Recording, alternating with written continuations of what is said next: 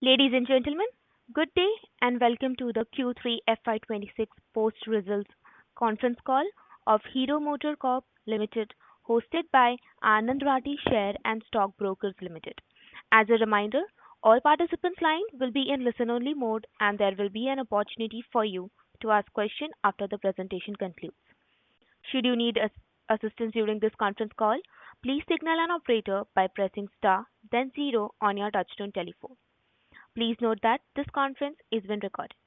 I now hand over the call to Mr. Mumuksh Mandlesa from Anand Rathi Shares and Stock Brokers Limited. Thank you, and over to you, sir. Yeah. Thank you, Pari. Good morning, everyone. On behalf of Anand Rathi Shares and Stock Brokers, I welcome you all to the Q3 FY26 post-result conference call of Hero Motocorp. I also welcome the senior management of Hero Motocorp to this call. Thank you for giving us the opportunity to host this conference call. Now I hand over to Mr. Umang Khurana, Head Investor Relations and Risk, to take it forward. Over to you, Umang. Thank you, Mumuksh. Thank you, Pari. Hello, everyone, and welcome to the call. With us on the call today, we have Mr. V.S. Kasbekar, Executive Director and Chief Technology Officer, Mr. Harshvardhan Chitle, Chief Executive Officer, Mr. Vivek Anand, the Chief Financial Officer, Ashutosh Verma, who is the India Business Unit Chief Business Officer, and Kausalya Nandakumar, the EV Business Chief Business Officer. We will begin the call as usual with opening comments from Mr. Kasbekar and then Vivek. Thereafter, we'll open the floor and take questions. Pari, we could first begin with Mr. Kasbekar and take it from there. Namaste, and a very warm welcome to everyone joining us for Hero Motocorp's earnings call for the third quarter and 9 months of fiscal 26. I would like to begin by wishing all of you a very happy and prosperous new 2026. One good news begets another. With pride and humility, I am happy to share that Hero Motocorp is the world's largest motorcycle and scooter manufacturing for the 25th consecutive year, with dispatches of 6.1 million in the calendar year 2025. Through this medium, I would like to express our sincere gratitude to our customers, business partners, employees, and all stakeholders for their continued trust and support through the years. Coming to the quarter in the broader economic environment and the two-wheeler industry, the 2026 began with a heightened uncertainty shaped by persistent geopolitical tensions, volatility in commodity prices, and shifting trade policies across major economies. Against this background, the Indian economy stands out as a bright spot and largest growing economy for 26. The RBI projects the GDP growth at 7.3%, underpinned by the government initiatives to boost domestic consumption through GST rate coupled with lower inflation. The Economic Survey 2025-26 also projects GDP close to 7% for 27, marking the fourth consecutive year of healthy growth.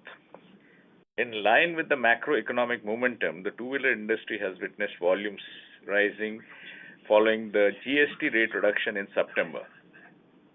Post-festive demand continues to stay strong, with January 26 retails growing at 21% year-on-year. We expect this positive demand trend to continue in the coming months.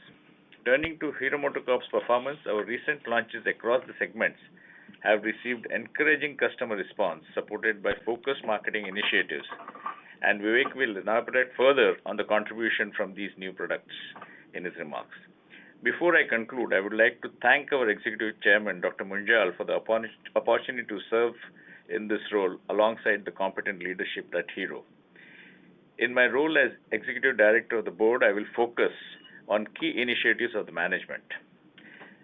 With that, I would like to hand over to our CEO, Harshvardhan Chitle. As you would be knowing, Harsh brings with him 3 decades of leadership experience across reputed organizations, including Signify, HCL Infosystems, Honeywell Automation, and Tata Group, my earlier company. We look forward to this leadership journey at Hero Motocorp. Welcome aboard, Hero. Harish, and over to you. Thank you, Vikram. Good morning, everyone.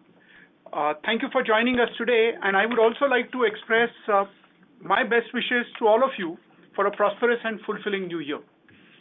I'll begin by expressing my sincere gratitude to our Executive Chairman, Dr. Munjal, for reposing trust in me to lead this institution with such a rich legacy.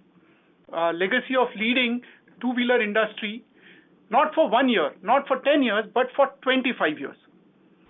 I would also like to thank Vikram for his invaluable leadership and steering this ship during this transition and ensuring that we remain focused on our shared long-term vision. I joined exactly 1 month back.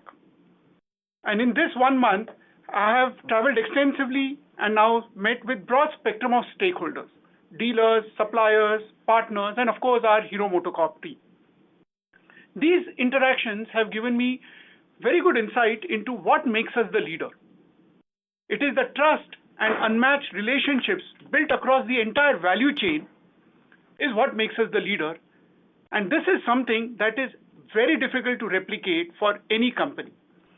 In my over 3 decades of professional life across 3 continents, I have not seen this level of trust and relationships built across the value chain. And it is this trust and relationships that's going to stand us in good state as we charter our next growth journey.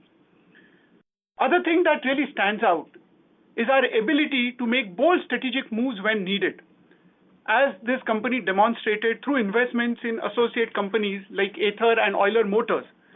And it is this ability to make these bold steps will also help us stand in good state as we charter the growth journey. While we take pride as a team in our volume leadership at Hero Motocorp, we are all acutely aware of the opportunities that exist in some of the other categories which are growing faster and where we are relatively underrepresented. Hence, we see a big headroom for growth and market share expansion in categories like scooters, in premium motorcycles, in global markets, in EV, and also, above all, parts and accessories business, because we are a company that has the biggest park size in the market. Number of vehicles that are out there, we have the largest share of those vehicles that are on Indian roads today. Hence, each of these 5 are going to be big opportunities of growth, and this is where, as a team, we are focused on accelerating and gaining share. In my last 30 days, I've observed that as a team, we have detailed action plans on each of these 5 growth pillars. And what's heartening to see is that these action plans are not just on paper, but we are already seeing early results out of each of them. And Vivek will share with you how on each of these growth areas, we are actually getting results and gaining share. As I look forward to the next few years of our journey, we will focus on executing and accelerating our growth ambitions. We will also focus on ensuring that our supply chain is flexible, robust, and resilient. We've all seen some of the disruptions that as an industry we had to face due to various component crises and geopolitical issues. And those issues are not over. There'll be many more that will come along the way. As a company, we have navigated this very well, but we need to be always prepared and make sure we are agile and have a robust supply chain. So that will remain our focus as well. Third, we are going to remain razor-sharp focused on customer centricity, both in pre-sales, post-sales, as well as the experience that our customer will have with our products. And finally, none of this will happen without having an engaged and passionate team of Asli heroes, the true heroes, which are my team at Hero Motocorp. So we are also going to stay focused on this.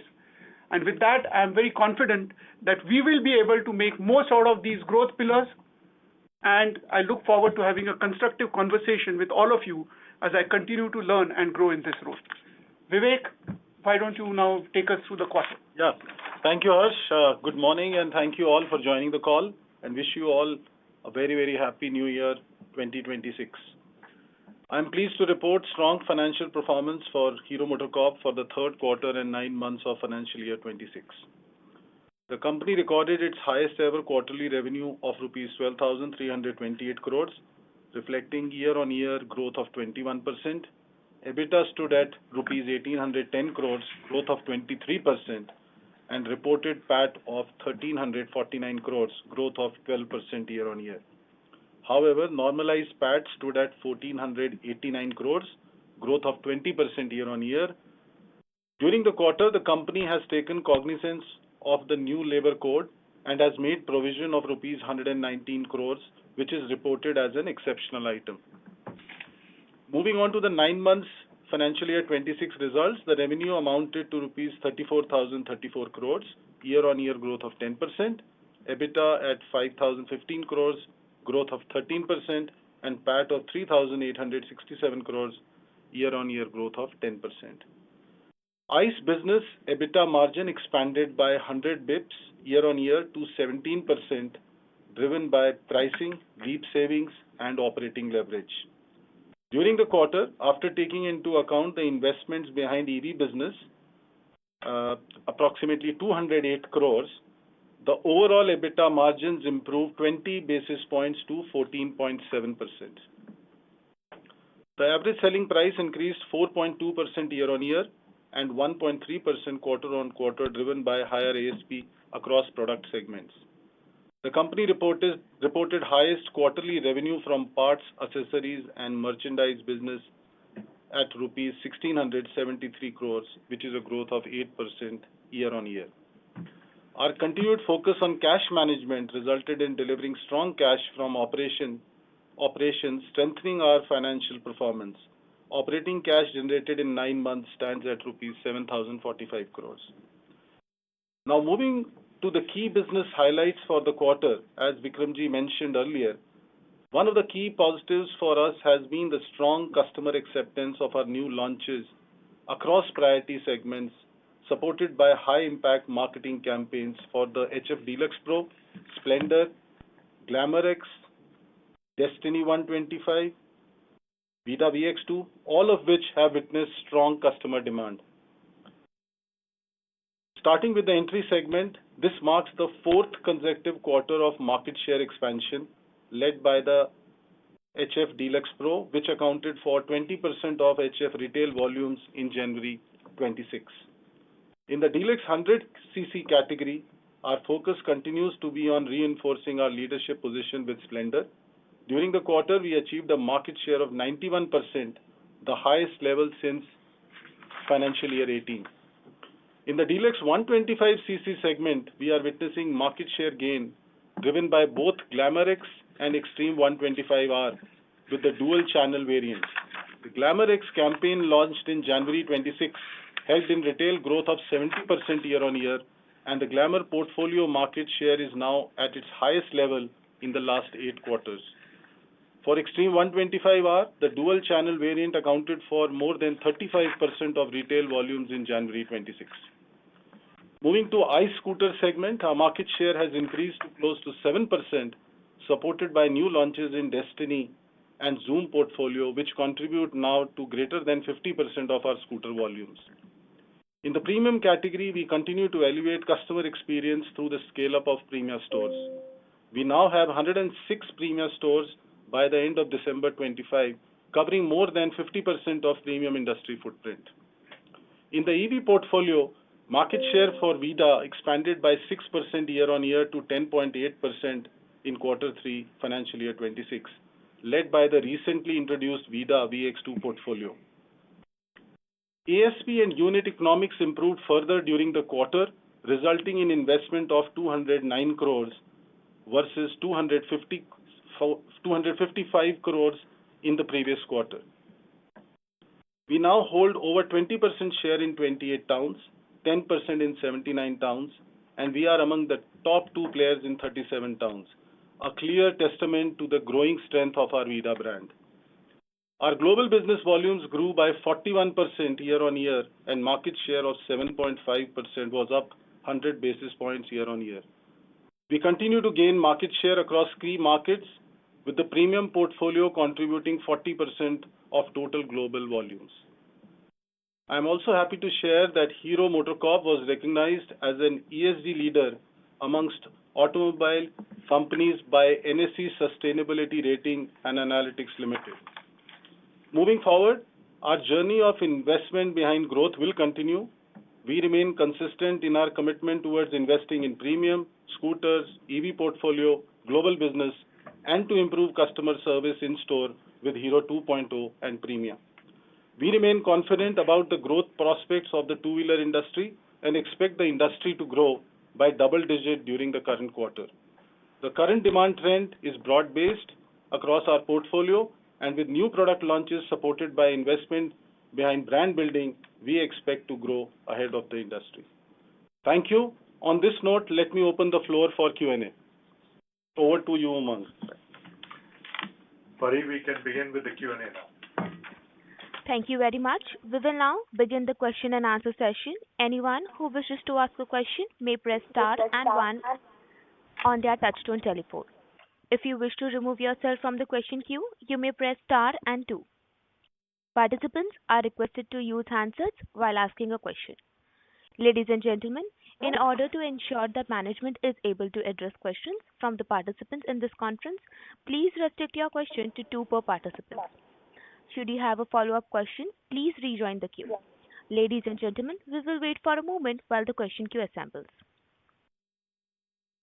The first question is from the line of Gunjan from Bank of America. Please go ahead. Yeah, hi. Thanks for taking my questions and best wishes to Mr. Harshvardhan for the new role. We hope to hear from you as you settle down. My first question is to Ashutosh. I think Ashutosh just trying to understand, get more insights on what you've seen on ground in terms of the growth between urban, rural, maybe a little bit more color on entry segment, how we are seeing that. And, maybe just taking this a little bit further, we did see a lot of seesaw in volumes, right? I mean, October, November were great. December saw some tapering off. Just give us some sense, how do we think about, directionally growth, this volatility from one month to another? Some color on those points. Hi Gunjan, how are you? Hope you're doing well. Nice to hear from you.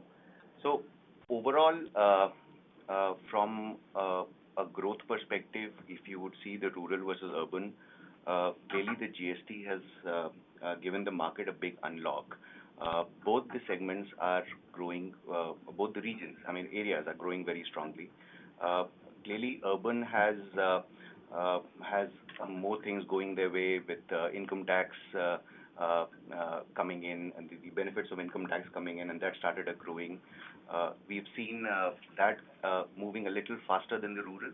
Though in rural, we saw in the festives them peaking the peak. The kind of response that we saw from the rural markets coming in, it was far better than what was expected. We also expect that as we see the wedding season unfolding from February onwards, some early festives that set in from March, we expect quarter four also to be strong, the later part of quarter four also to be very strong from a rural perspective. You specifically mentioned about the volatility that we saw in quarter four. Quarter three, I would say, this times the festives were a little early as compared to last year, so that has to be taken into account. But overall, from a quarter three perspective, the growth has been very robust, and we continue to see that kind of momentum moving into quarter four as well. January also was a high double-digit growth for the industry as for us, and we expect this momentum to continue as we move into quarter four, deeper into quarter four. Any thoughts on how we think about F27 now? Quarter four, of course, you did guide, but anything on F27 growth outlook? Yeah, hi Gunjan, Vivek here. Yeah, I think Hi. if I as building on what Ashutosh said, I think quarter three and quarter four we are seeing a good momentum. I think the industry overall, as you know, has been growing double digit in the last since I'll say October. We expect the same trend to really continue as we get into the next year. And however, right, as we get into second half of next year, because of high base, we see some moderation in growth. So overall, the industry for the next financial year is likely to grow in high single digits. Got it. And my second question, Vivek, to you is on the commodity side. We've clearly seen inflation in some of these metals, right? Can you help us just understand what was the commodity hit that sort of reflected in quarter three? Any color on how much more to go in quarter four, and if you guys have taken any pricing action or mitigation to these commodity headwinds. Yeah, Gunjan, so you are right. We are seeing inflationary trends. We've seen the prices of aluminum, precious metals going up starting last quarter. We've also seen some forex impact again starting last quarter. So your first part of the question was how much is the impact coming from the commodity in the previous quarter was approximately 40 to 50 basis points.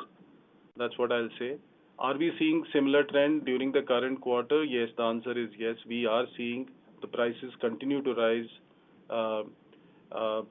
during the current quarter as well.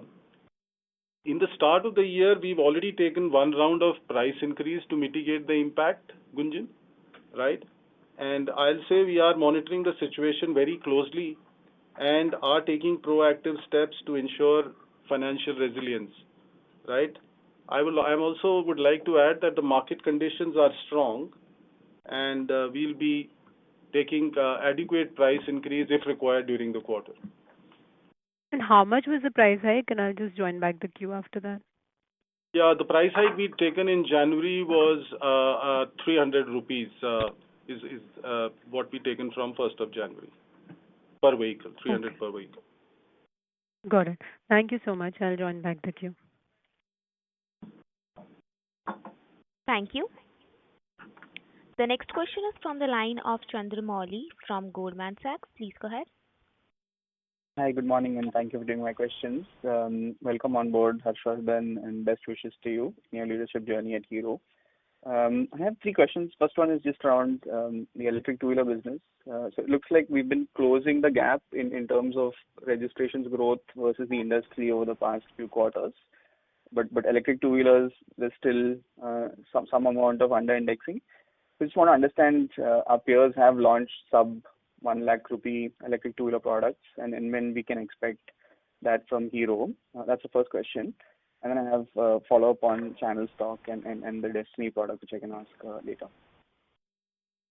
Yeah, hi Chandramouli, Kausalya here. Very good morning and wishing you a happy new year from all of us. Thank you for your comments. We are also buoyant by the impact that the EV portfolio is having at VIDA. We do see a strong customer demand for the newly launched VX2 series, which we launched in the middle of the second quarter. We are quite happy with the response that we are getting. We have a range of variants offered in the product portfolio, some of which are at a competitive price point, which is in the mass segment below 1 lakh. And we are catering to different customer needs across the spectrum in terms of feature stacking and value laddering. So we do have a portfolio. We also launched an innovative product, which was the battery as a service offering. This improved affordability of consumers who were looking to own an EV and helps them to kind of bridge that barrier between affordability and actual desire to own a high-tech product. So between the combination of having a set of variants in the sub 1 lakh bracket, as well as having battery as a service as a new offering to consumers who are looking to own an EV, we have been able to give consumers a wide range of choice. So we do have a portfolio, and we look to keep taking in consumer inputs and insights in order to drive our portfolio expansion as well. Got it. That's helpful. Second question is just around channel stock. So I think with the volatility around wholesales couple of months last calendar year, it looks like the channel stock at Hero is still a little lower. So just want to get clarity on where we are right now on channel stock. And as you head into the marriage season over the next few months, just want to understand where you'd look to take that. Chandra, if I got your question right, you wanted to know as to where our channel stocks are and how it's been moving, right? Correct. Yeah, so we've seen a very strong retail momentum this year. Channel stocks, if you look at the movement, and that's for everyone to see the difference between wholesale numbers and what is appearing on Vahan. you would see that we have significantly reduced our channel inventory this year, and we are very judicious in terms of planning. So we know that as we move forward into quarter four and next year quarter one, which we expect to be extremely strong, we will adequately be planning the channel inventory. All right, that's helpful. And just lastly on the Destiny, I think it's gotten off to a pretty decent start after the refresh. We've had episodes in the past 6 to 7 years where you've had refreshes of the scooter portfolio, you've had new launches on the Zoom portfolio, and after this initial wave of euphoria, sometimes those numbers start to moderate a little bit. So this time around, with I think this renewed push on the Destiny, is there anything different, and then what are you planning to do to make sure you sustain these numbers and then potentially grow off that base? So I mean, it's a great product, and we've seen the consumer response across markets. I mean, our portfolio in Destiny, since we have launched the product, continues to swell. I mean, more recently we have launched another variant, which is Destiny 110, that augments the entire portfolio. From a feature perspective, it has 12-inch wheels, a very large floorboard. It's excellent in terms of mileage. These are the things that are being appreciated by customers a lot more. We have seen very strong response coming in from our west and south markets, where we have over-indexed. There are a lot of actions that we are doing in terms of our campaigns also being hugely appreciated. So we expect this momentum to continue. Of course, we are also aided by the overall traction that the scooter industry is facing, but we're very confident that we'll continue to outpace the industry growth. Got it. That's helpful. Thank you very much, and all the best. Thank you. The next question is from the line of Amyn Pirani from JP Morgan. Please go ahead. Yes, hi, good morning. Thanks for the opportunity, and welcome to Mr. Chitle. Hope we hear more from you, in the coming weeks and months. My first question is actually on a topic which doesn't get discussed very often, is your exports. Now, obviously, from a very low base, this number has been growing at a very sharp clip over the past several quarters, and it's starting to become quite significant. So any color you can give as to what geographies are emerging as important for you, any broad mix, any specific regions or countries which are doing well for you, and how should we think about this, over the next, say, 1 to 2 years? Thank you, Amin. Thank you for your best wishes. This is Harshvardhan. So, as you know, we are very big in Bangladesh. We are, in fact, the market leader. Despite all the geopolitical issues that the country has faced, we continue to do well and gain share, and we do see good momentum there. We have also done very well in Colombia, massive growth and big share expansion, and still there is a big headroom for growth. Between us and number one there is still 700 basis points available. So I think that's also a big headroom for growth that we are working on. We have, in last quarter, introduced products in Europe.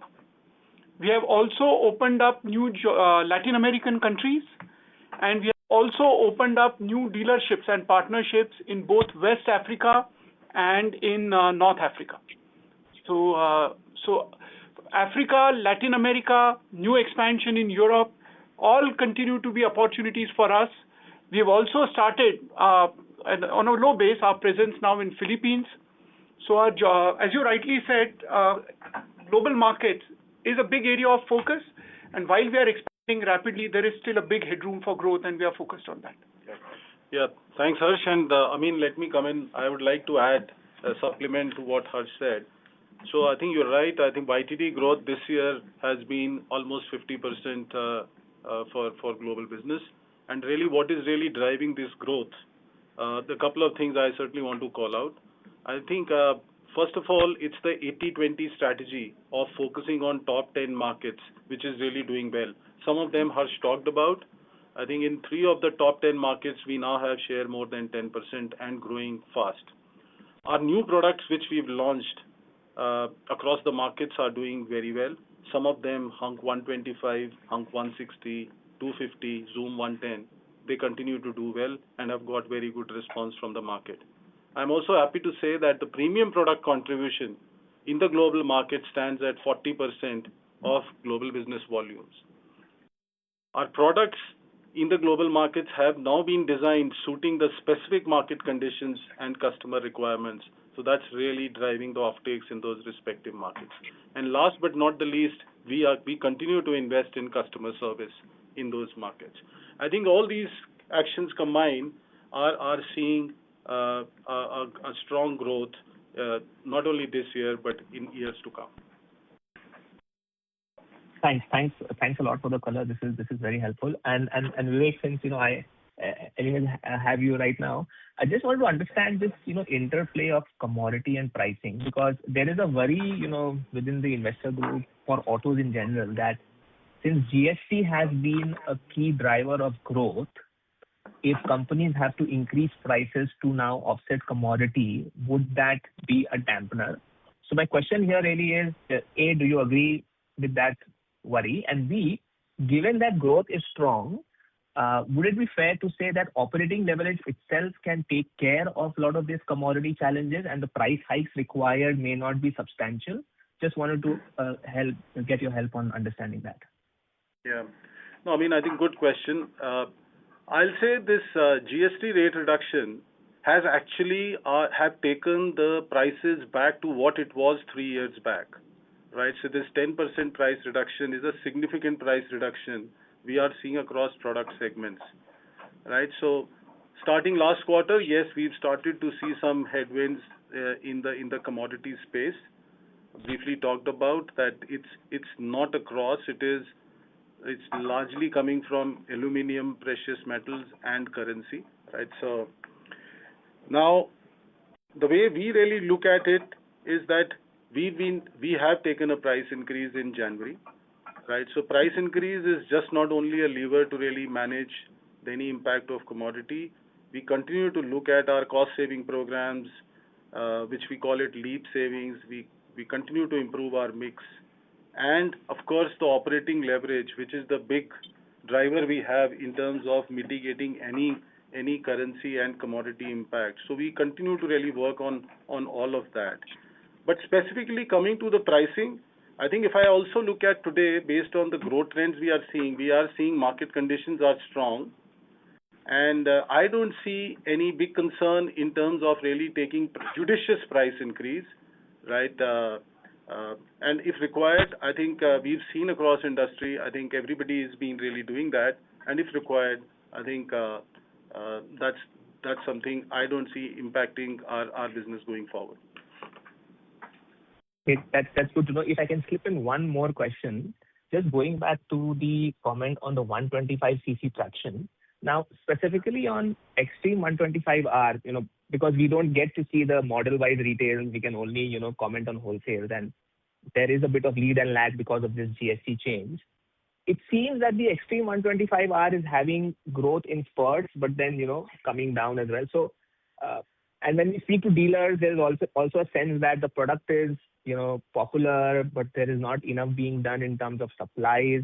So just want to get a sense as to how should we think about the Extreme 125R, and, where could the numbers go, directionally over the next, say, few quarters? So, hi, Ashutosh here. I'll take that question. So, as far as Extreme 125R is concerned, the performance of that has really been consistent since the time we've launched it. More recently, we've introduced the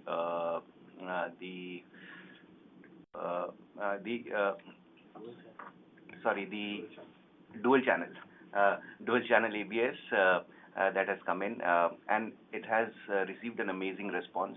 We've just started with it, and maybe that's why you would hear some occasional feedback about some places where the inventory has probably not reached. But as we scale it up moving into Q4, you would see, that doing far, far better than what you would see from our current portfolio. Already the contribution, as Vivek said, has gone up to almost 1/3 of our total Extreme portfolio, and we expect that to move forward. This is a segment which, the sporty sub-segment that largely developed post-COVID when we saw a lot of customers downgrading from 150 to 125cc, and hence a lot of features that 150cc customers were largely looking at were in this category, and which is why we want to continue to add features in this category with ride modes, with ABS, and want to keep it exciting. So we're confident, and as I said, the performance has been consistent. It will only get better as we move forward with this new variant. Great. Thanks for that. All the best, and I'll come back in the queue. Thank you. The next question is from the line of Kumar Rakesh from BNP Paribas. Please go ahead. Hi, good morning, and thank you for taking my question.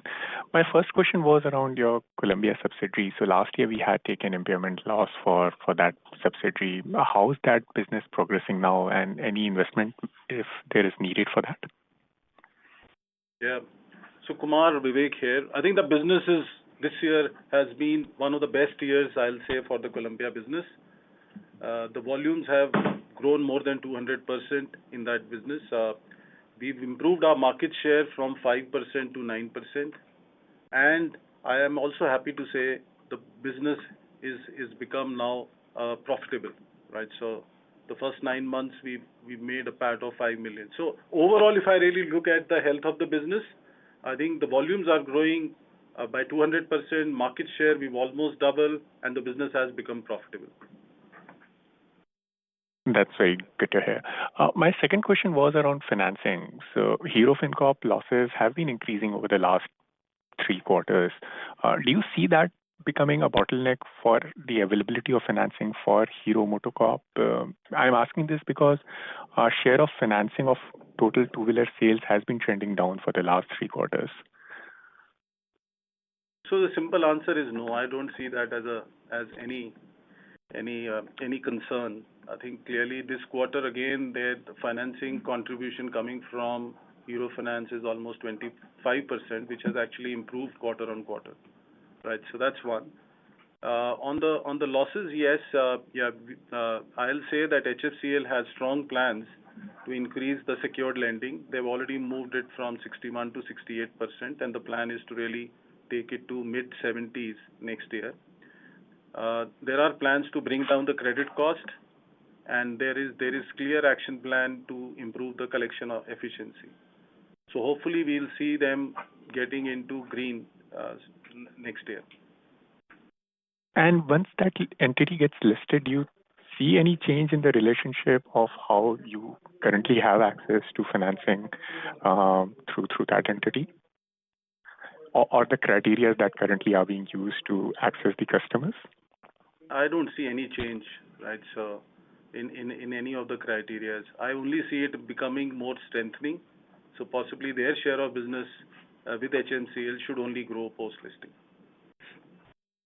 Thanks a lot. Just one clarification. The data which you share in key highlights, the LEAP saving, 120 basis point in this quarter you have spoken about. That's a very high number, but as an analyst, how should I be looking at that number? Because quarter on quarter, the margin has contracted.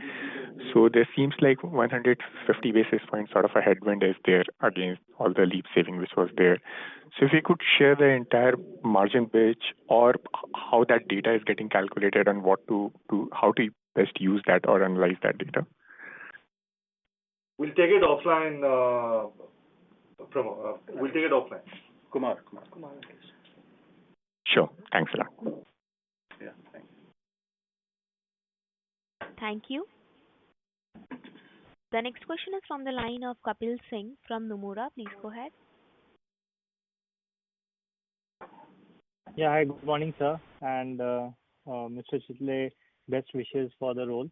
My question is to you in terms of strategy going forward. How would you like to operate? What I'm trying to ask is, are you looking to gain market share across segments, or are there specific segments where you will be much more focused? From a margin perspective, what are your views? Do you feel that margin should rise further from current levels, or the zone in which we are operating are fine? So just some thoughts on the strategy would be helpful. Thanks, Kapil. Thank you for your best wishes. As I mentioned briefly in my opening remarks, we are very clear on, as a company, on where is the headroom for growth. And if I were to look at different categories between entry, premium, scooters, EV, parts, and exports, if you look at these six, other than premium, I think we have gained share, and a significant share actually, in each of the other categories in Q3 itself.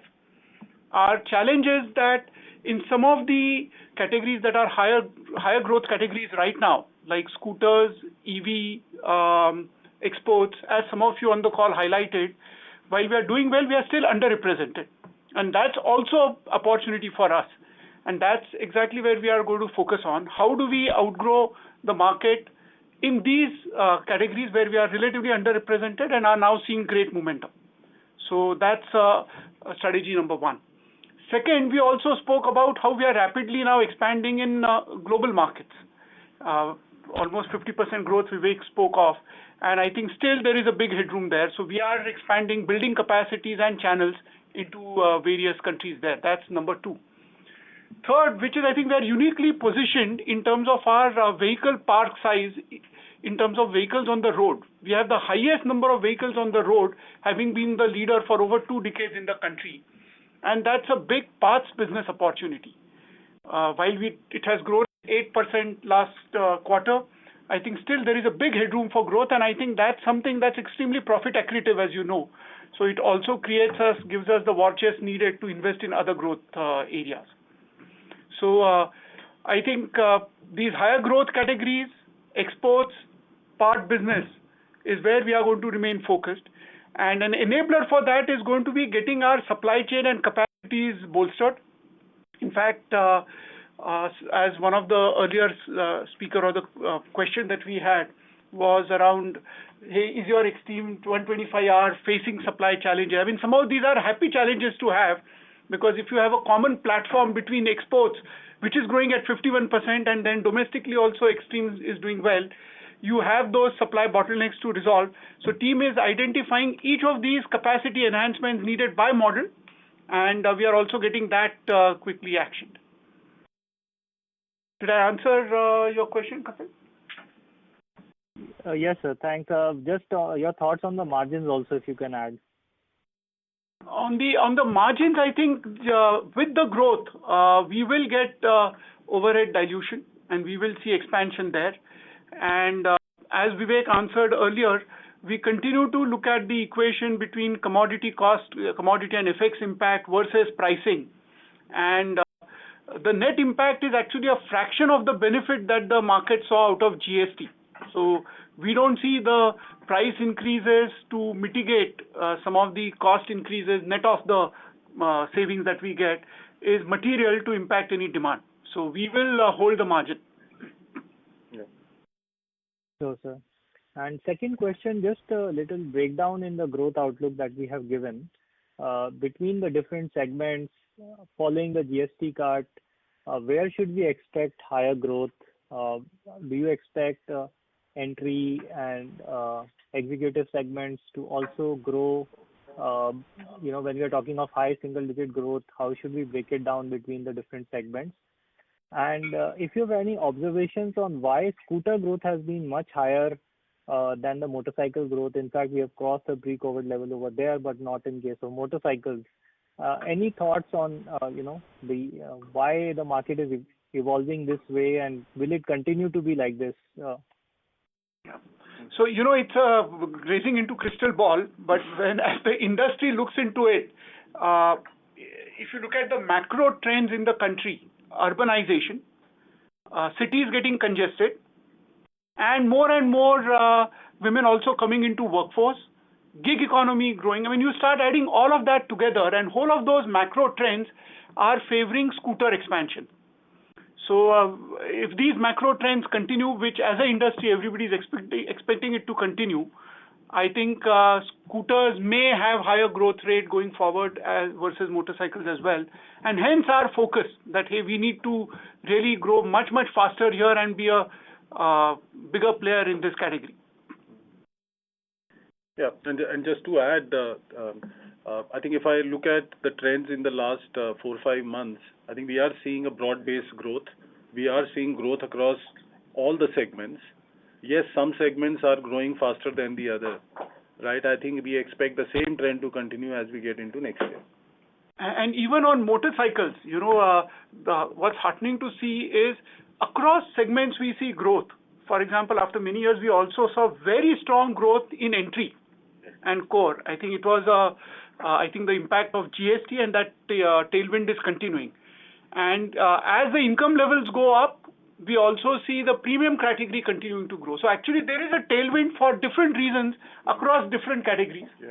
Yeah, and also I think we are seeing rural coming back, so that will have a direct impact on the pace of growth in the entry and deluxe segment. We are seeing some very strong growth in the EV segment, right? So as I said, it's broad-based, right? So growth is across all segments. Some segments are likely to grow faster. As Harsh said, scooters, both ICE, EV, and premium, we expect a faster growth than the rest of the categories. But overall, growth across all segments. Thank you, sir, and all the best. Thank you. The next question is from the line of Mukesh Saraf from Avendus Spark. Please go ahead. Good morning, and thank you for the opportunity. My first question is with regards to your supplier base.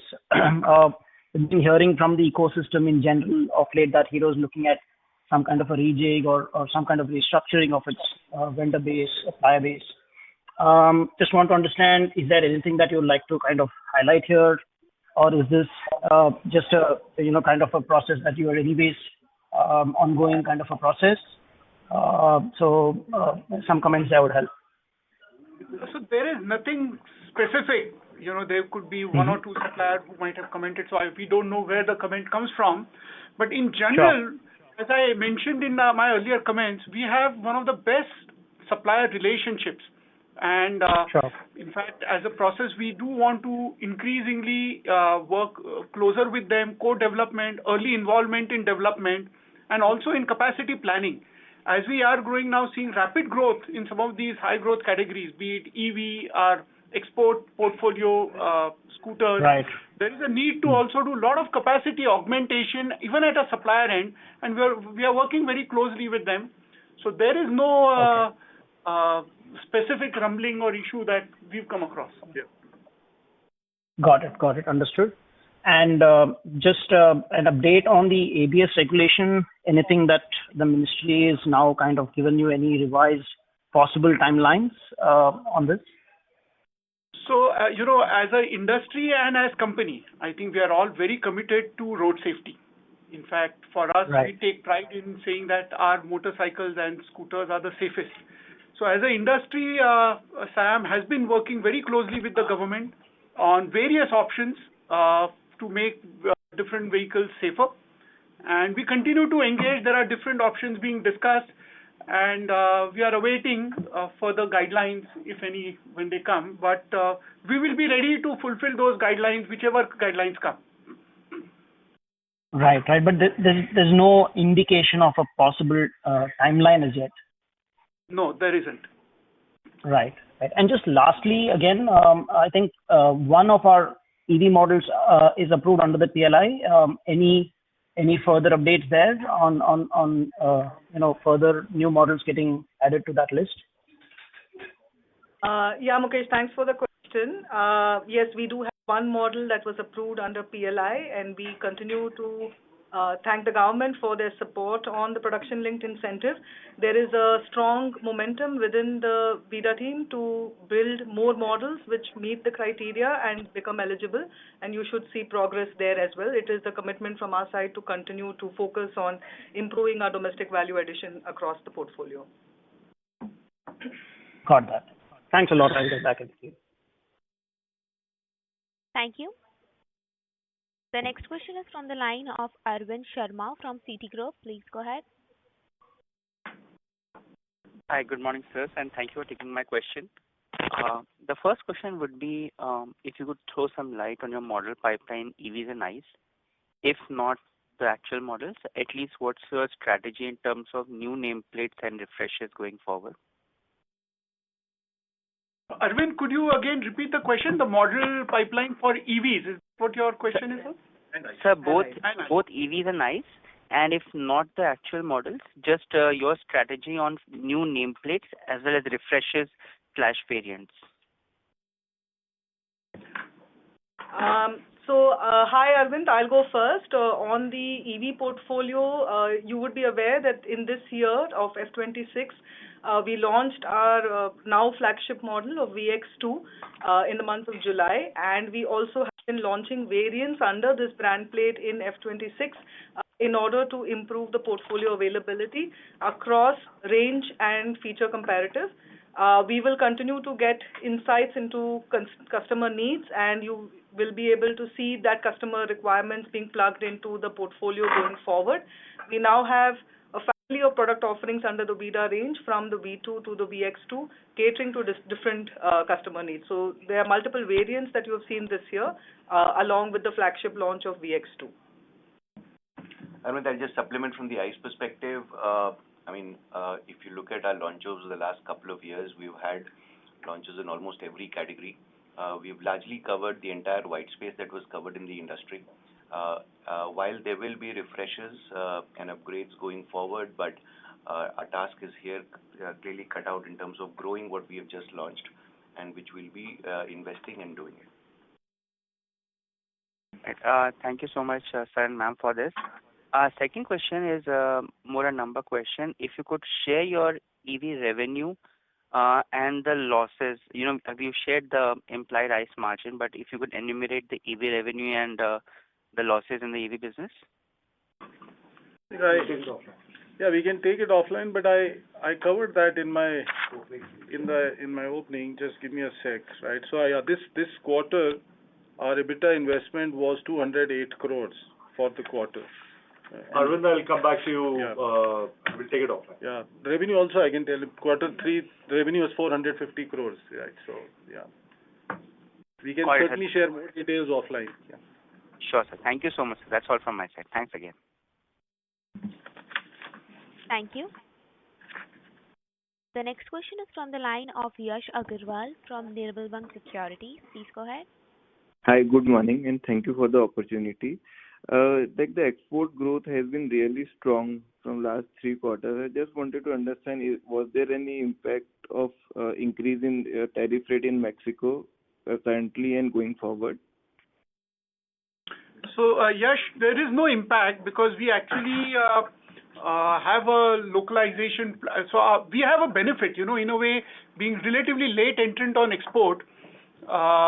We are not so globally integrated that you just ship full vehicle from one place.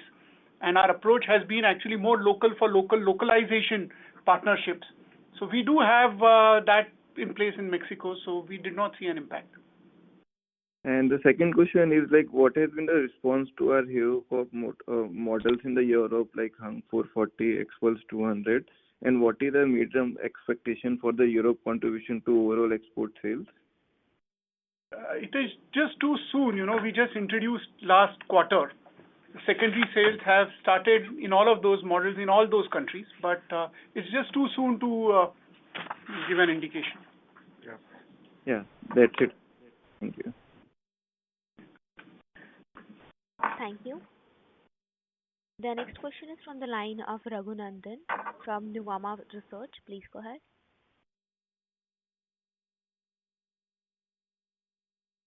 Strong results and wishing all the best to Mr. Harshvardhan. Firstly, to Ashutosh ji, on FY27, in which customer segments do you expect better traction? Are you seeing more demand on the first-time buyer side? How do you see the trends on rural, urban? Any risks which you foresee for next year? Thank you. Hi, Raghu. Kind of touched on it on the previous answers, but let me just elaborate a little bit. Overall, from an FY27 perspective, we would see all segments responding well. We have seen good unlock in terms of demand over the last quarter continues in this quarter, and there is no reason why it should not happen over the next year. Of course, the first half of the year will be a little higher. Scooters, of course, are doing well, but as we see, I mean, quarter one, which is very heavy in terms of marriages, and then up to festives, we should see even motorcycles doing very well. We have seen, I mean, overall, the rural segment doing well, good harvest that happened. In fact, the winter crop should start manifesting from quarter one onwards, and we expect this segment to do well as well.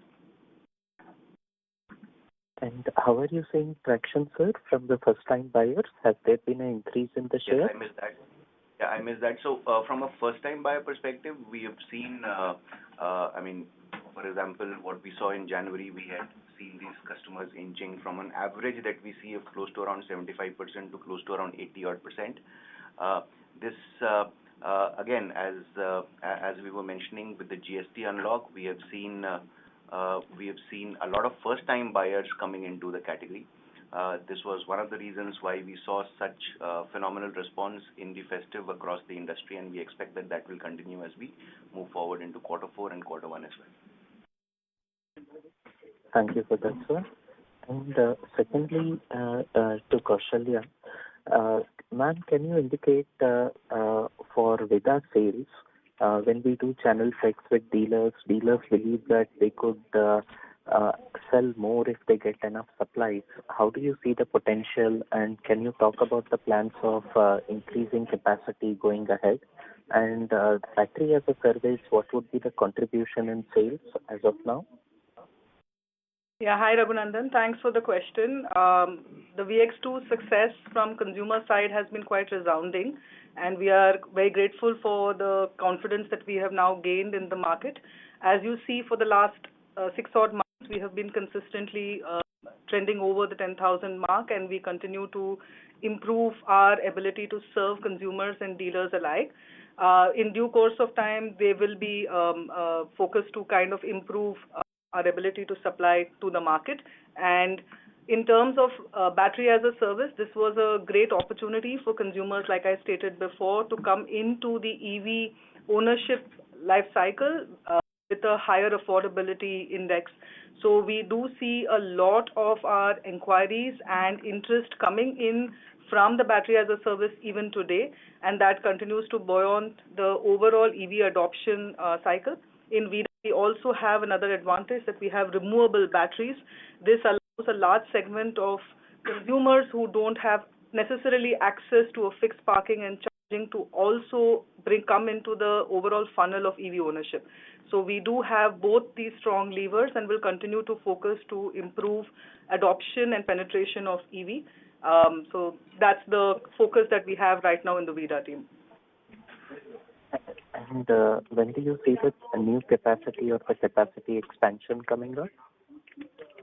So we are looking at FY27 as the year in which we would be able to see a market increase on this front. Thank you very much. Best wishes. Thank you. That was the last question. To close off, strong growth on volumes, as you saw, substantial, robust revenue growth of 21%. The PAT normalized grew at 20% as well. This was helped by our high ASP both on ICE and EV. Of course, this comes in the 25th year of consecutive leadership. You've all seen the interim dividend getting announced. This was on the back of a strong festive season. Vahan has been improving. Quarterly retails were their highest ever. In core, a lot of you picked that up. Rural market, 4th consecutive quarter of market share expansion. Market share at 57%, which is up almost 4% in the core market as well, which has outpaced the industry. Deluxe market share, Splendor continues to be leading the charge. Impetus behind marketing campaign. A whole lot of our marketing campaigns, there is Glamour, there's Destiny, there's Splendor, is what you've seen. The Deluxe 125 Glamour has gone on to increase. The Extreme 125R, there was one of those questions. The dual channel, as that came in, helped come up. In the meantime, we slowed down on the Extreme supplies as those came by as well, and that's the growth that you're seeing. So in 125, you'll see both Extreme 125R and Glamour X as well. Highest ever quarterly revenue of PAM that you saw. In premium, the expansion to 106 stores already, which covers more than 50% of the market. Scooters are growing ahead of the industry, both in the 100cc and the 125cc. Destiny is of keen interest, as is Zoom. EV leadership, Kausalya just finished her commentary. We launched with the Vida new models coming up. ASP and unit economics is improving there as well. Strong global business performance, again outpacing the industry, a number of those. Finally, on ESG, we've been recognized again as the best in the industry. Successfully, we've mapped initiatives against all 17 United Nations Sustainability Development Goals. Thank you so much for coming in. Happy to take your rest of the questions over the phone. Have a good day. Thank you. Thank you. Thank you. On behalf of Anand Rathi Shares and Stock Brokers Limited, that concludes this conference. Thank you for joining us, and you may now disconnect your lines. Thank you.